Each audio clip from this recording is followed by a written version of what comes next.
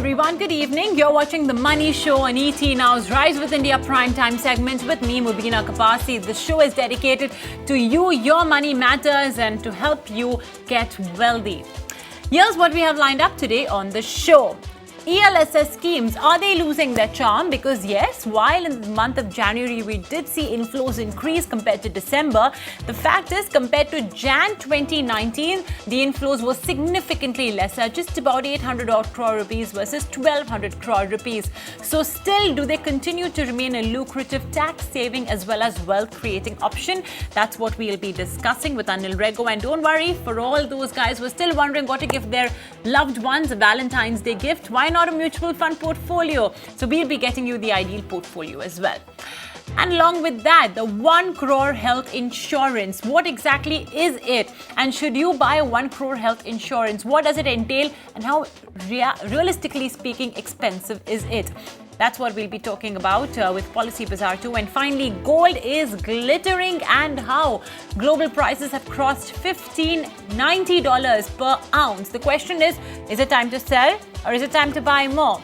We will help you out with that decision as well in our Spend with TMS segment. But on to the topic at hand, and that is with respect to the recent AMFI data released on mutual fund inflows. Now, yes, there's been an increase in mostly all the mutual funds. AMFI has said that even the ELSS mutual fund category saw net inflows of almost about 930 crores.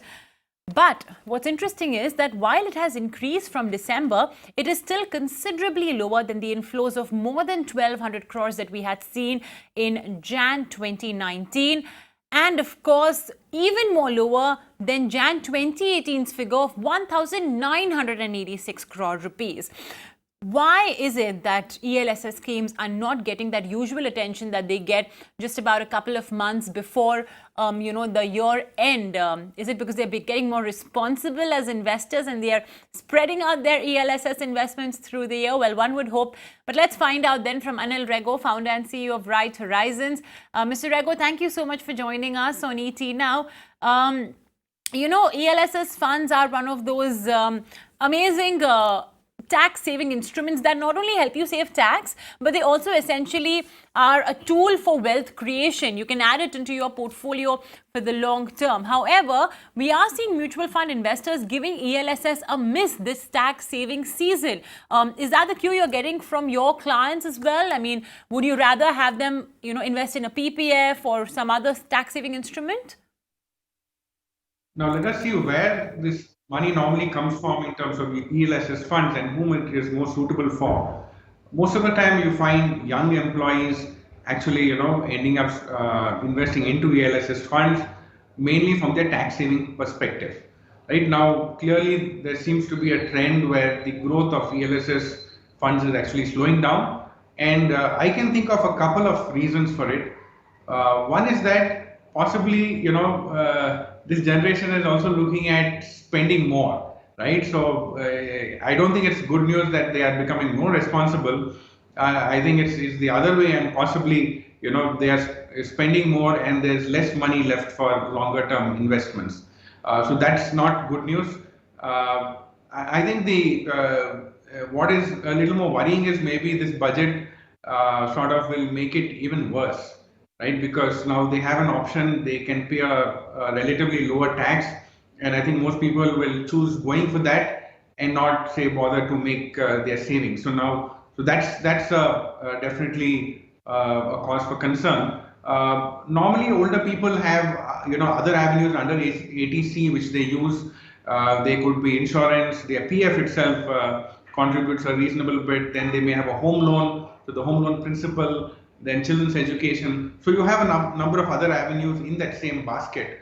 So you mostly find youngsters do it because they have the shortest tenure, and it sort of is the lowest, means it delivers good returns. Now the second reason I think this year, which it may be a little more stark, is because the funds didn't do pretty well thanks to the market fall. And so if somebody looked at returns maybe 2-3 months back, it may not have been very exciting for them to invest into ELSS funds. So that may have also been on people's minds and not invested into ELSS funds. Of course, now the last couple of months, I think performances have come back, and hopefully that will continue. So we need to see, is that trend sustaining, and do people change and start coming back and putting into ELSS fund? But broadly, definitely, there's a lower trend towards ELSS funds, and that's a point of concern, I guess. Well, if it certainly is on account of today's youth, today's millennials opting for spending as opposed to saving via ELSS, then that's certainly not a good trend. And I will come to you on that as well, Mr. Rego. But before that, I still want to understand, since we're just 2 months away from March 2020, that's when essentially the financial year will end. Would you say that ELSS would be your top recommendation when it comes to tax saving instruments? Because I'm pretty sure, I mean, the reason why we see a spike in ELSS investments in Jan, Feb, March is because usually people wake up in Jan, Feb, March and realize that, oh, okay, I've just got 2 months left before, I have to make my tax saving instruments. So would you say that the ELSS is a good instrument still to invest in? Because like you mentioned, the returns as well, I mean, because of market conditions, have not been that great. Yeah, I think ELSS funds definitely are a very good option, especially for millennials, because they could end up taking that higher level of risk and gun for higher return. Now, you may not find returns in every year, but typically we've seen wherever somebody has invested in an ELSS fund and that locks you in for 3 years, it typically does pretty well. And if you're lucky and there's a bit of a bull run, then you may just see a lot more return. But on an average, I think you can expect anywhere between 12 to 15%. In the longer run, if markets are in an upward trajectory. But on the lower side, you may find anyway, if you're not in a good cycle, at the time when the 3 years gets over, then you may even find it, anywhere between 5 to 10% or so. But definitely in the long run, and if you look at consistently, if you keep using ELSS funds and equities as a whole, you will find that it delivers a far superior return than most other avenues. So I think it's a good idea to use it, and we always suggest people to use a systematic basis, wherein you do it on a monthly basis, started at the beginning of the year, and maybe you can even do it for 3-4 years. Okay, and it'll do you well. It'll help you reduce the risk of volatility, in the portfolio also. Okay, so yes, ELSS still get a thumbs up from personal finance experts, from Mr. Anil Rego as well. They're a great tool to save tax, as well as, of course, add on to your portfolio for your wealth creation journey. And Mr. Rego, your word of advice for all those millennials who are opting that spend now, save later attitude, or maybe save never attitude as well. All those millennial terms like FOMO and YOLO. And of course, like you mentioned, with the new budget 2020 coming up, which is all the more offering millennials that, look, you know what, you might as well just save a little more by paying lesser tax now, and in a way just avoid doing all this PPF and ELSS investments. If you could share your 2 bits, your word of advice to all such youth and millennials. Yeah, I think it's very, very important to have a good savings habit, and I think it starts from there. And so it can be in any form, but when you're young, you can afford to take higher risk. So I would suggest that even if you're not using the tax saving fund, and you find that better, then at least look at a normal SIP into an equity fund, which will sort of do well.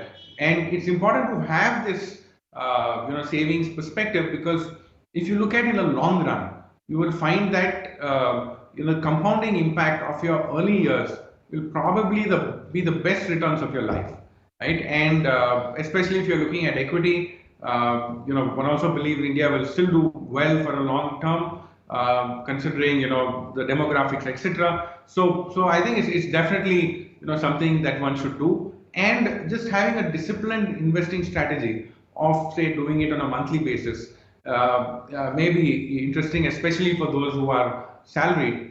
And I would suggest, again, going one step further and possibly, have a limit for yourselves, or have a percentage for yourself, say 10% or 20% of your take-home salary. Okay, you can at least, put it into, investments, and ELSS can be one thing, because it will help you save tax as well as give you good returns. So I think it's definitely a win-win. Well, yes, like we mentioned, save taxes as well as, of course, earn a great return. Both ways, it's a win-win. And yeah, I think it's kind of disheartening to see the ELSS fund inflows actually reduce. And remember, folks, like I mentioned, ELSS as a fund has that seasonality bit as well, because it's in Jan, Feb, March that usually, individuals realize that, you know what, I've got to do some investments to save on my tax, and hence they put money in PPF, ELSS, or any other investment instrument available. And that's the reason why you'll see Jan, Feb, March will have that spike in ELSS flows. And, it's better then to compare ELSS flows on a year-on-year basis. Hence, makes sense that you compare Jan 2020 to Jan 2019 and Jan 2018. And that trend as well should come up for you in just a bit. Jan 2018 had close to 2,000 crore rupees being put into ELSS funds by, India. Jan 2019, it reduced to 1,244 crore rupees. And then in Jan 2020, just at about 931 crore rupees. So as you can see, it's on a declining trend. And, Mr. Rego did highlight that it's perhaps because now individuals are, especially the younger guys, just more interested in spending as opposed to saving. Not exactly the best trend, and hence that word of advice. You know what, at this point of time, I am, of course, going to ask Mr. Rego a very relevant question. But before we do that, I want to take on board some viewer queries as well.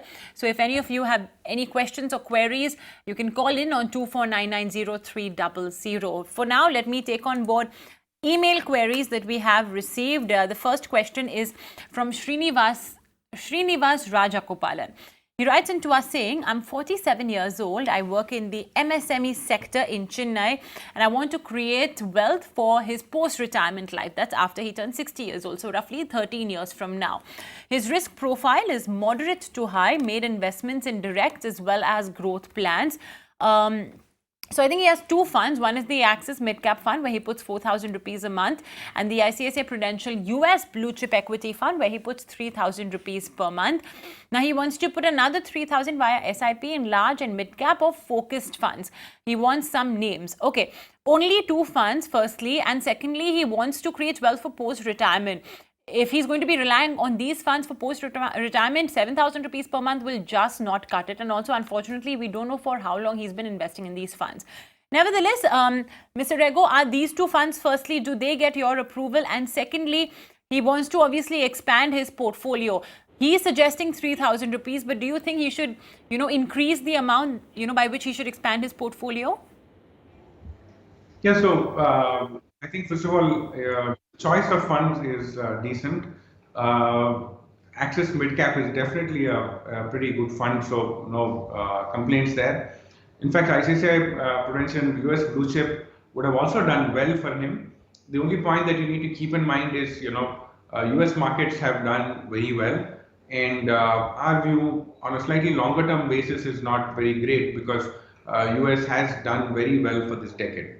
And if there's a correction, we believe that there could be some coming off in the US markets. So I think a strategy of booking profits and sort of diversifying from it over a period of time may be a good option. Maybe you can continue with the SIP on the fund. Now, what is the other funds that he can look at this point of time? I think he can look at maybe a Kotak standard multi-cap, or even an SBI focused fund. So ideally, I would be more comfortable with about 5 funds in the portfolio, and having a combination of, say, a large cap, multi-cap, mid-cap, and then possibly a small cap as well. A fund like a US opportunities may be a diversification from there. So I think this is what I would suggest. Widen the horizon, and also maybe book some profits on the US blue chip fund. Some of these foreign funds have actually performed very well. Now is maybe the time to, at least in the ICICI US fund, he's recommending that you should consider booking out. But Axis Midcap, again, great performer. The Axis funds have done well last year. You could add on a Kotak standard multi-cap fund for a more holistic portfolio. SBI focused fund as well is something that Mr. Rego is recommending. We have Aman from New Delhi joining us on the phone line. Hi, Aman. Good evening. What's your question? Yes, good evening. I want to invest via mutual funds. Yes. I have selected some of the schemes. The schemes are, my age is 40 years and the goal is 15 years away from my Okay. retirement. Okay. And the schemes I have selected Axis Multicap, the SIP is 10K, and Kotak Standard Multicap, SIP is 10K, and the Mirai Focused Equity Fund, it's 15K, and DSP Equity Opportunities Fund 10K, and Tata Large and Mid Cap Fund 10K, and Invesco Small Cap, it's 15K. Can you please suggest me, is any change in the requirement of my portfolio, or is it a good portfolio? Okay, so you're roughly investing 60 to 70 or 1,000 rupees per month. So I think the amount's not bad. You have another 15 years to go, so that's as well good. But yeah, And one just more question. Sure, go One ahead. more question. As some of the AMCs it's offering the SIP insure facility of some of the selected AMCs, whether to go with that AMC which also offering the insurance insure. with these schemes. Okay, fair question. All right. Mr. Rego, firstly, these 6 funds, do they get your thumbs up? Axis Multicap, Kotak Standard Multicap, Mirai Asset Focused, DSP Equity Opportunities, Tata Large and Mid Cap, and the Invesco Small Cap. He's roughly investing 10 or 1,000 rupees in each of these funds. And he wants to know about this SIP Insure facility. For the benefit of all our viewers who may not be aware of it, if you could just introduce that as well, and of course, help Aman out. Yeah, so I think maybe he can afford to take a little bit more risk in this phase. As he builds up, he's got a good 15 years. Our perspective also is that large caps have done well, so in the next phase we'll see sort of mid caps do better. So from that standpoint, I would move maybe the Mirai fund into let's say the Axis into a mid cap fund. Okay, I think because that sort of has done pretty well, and I think it's something that one can look at. The other is Tata. I would also think that can sort of be reviewed, but broadly, I think a reasonable diversification is difficult to predict which is the fund which will do very well in the next period of time. But over a period, as he comes closer to his retirement age, I would think that then he can slowly start adding some of the dynamic asset allocation funds or the hybrid funds. Okay, so right now maybe broadly keep it as is with some sort of a minor tweaks towards the mid caps. His his other question, sorry, was. Rego, that was on SIP insurance facility that SIP some of the mutual funds are offering. Yeah. Right. The SIP insure basically, I think you shouldn't be investing in a fund only because they offer the SIP insure facility, the fund house. So I would think that if you have a combination of both, let's say if the fund house that you're looking at has a few good funds and you are broadly interested into investing it, then the SIP insure can be an added advantage and an add-on. But I would not think you just look at it from an insurance perspective, because you can even go and take let's say a term cover, and they're not too costly at this point of time. So I would think the returns can be a lot larger than maybe the term cover benefit that you get. So look at the returns first, and secondly, it can be a value add. Okay, you can look at it that way. All right. You know what? Before I let you go, Mr. Rego, I must ask you this question. A lot of our viewers watching may be wanting to give their loved one a Valentine's Day gift, and like we say, what better than to give them the power of wealth, and the wealth creation journey is best joined by mutual funds. So if you had to help our viewers in curating an ideal portfolio of the top 4-5 funds, what would you recommend? So first of all, I think happy Valentine's Day to all the viewers. Okay, and what are the suggestions that I have? What is the portfolio they can put together? Maybe just a combination of 3 funds, and Axis Blue Chip, or one of the 2 you can use, or Mirai Asset Large Cap Fund. The second is you can use Kotak Emerging Equity, or an Axis Mid Cap. And on the multi-cap, possibly a Kotak Standard multi-cap. Use one in each category. is my suggestion. The second is, if your better half has, a liking towards gold, and you want to, you can look at gold funds as well, an ETF, either a Kotak or you have Nippon. You can do an ETF or a gold savings fund as an SIP. I think it's definitely a very good idea to gift financial freedom, to a person that you love. Okay. Okay, great. I hope you guys have noted all that down and you can go home and give your loved ones this financial portfolio, which will secure their financial life, hopefully for a very long time. Thank you so much, Mr. Rego, then, for joining us on this episode of The Money Show. With that, we will take a very short break. Don't go anywhere. We will come back.